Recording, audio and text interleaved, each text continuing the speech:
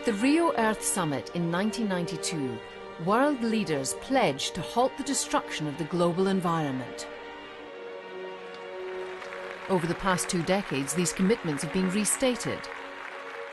But UNEP's GEO-5 report finds that the pace of destruction has only increased, with internationally agreed goals still unrealized.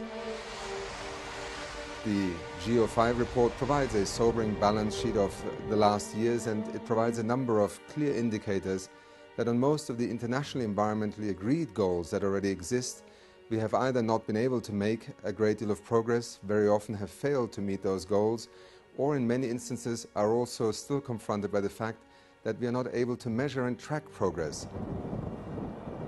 On the eve of Rio +20, several critical thresholds are approaching, beyond which abrupt changes to the life support functions of the planet may occur, with grave consequences for human well-being.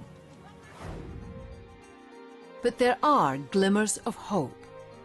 Much has been learned over the past 2 decades about which strategies work best to protect Earth's ecosystems. In every corner of the globe, policies have evolved that offer real solutions to even the most daunting environmental problems. Community-based conservation policies that see local people as partners in protection. All these things are happening, then this is definitely going to have a very good effect in conservation of biodiversity. Biological corridors that improve the effectiveness of protected areas, even across national boundaries.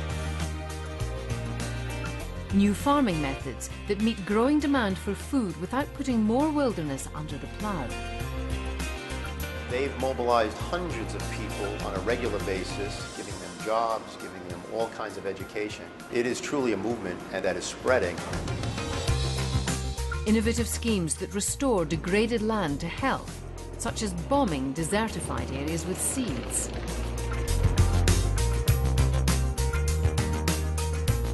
Market-based mechanisms that pay for the protection of vital watersheds and other ecosystem services. We think that growth, wealth and environment go hand in hand.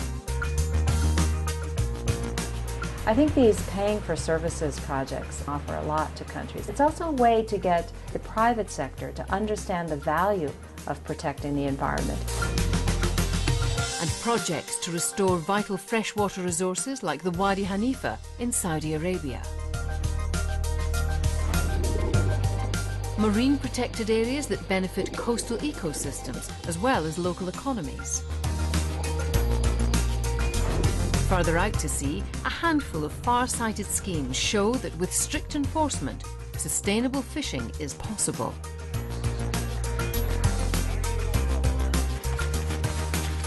Recycling approaches that deal with the toxic chemicals in obsolete electronics and other goods.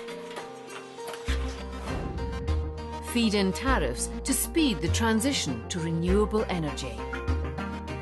Renewable and energy-efficient technologies will be one of our fastest-growing export areas. And adaptation strategies such as coastal defences to prepare for the impacts of climate change.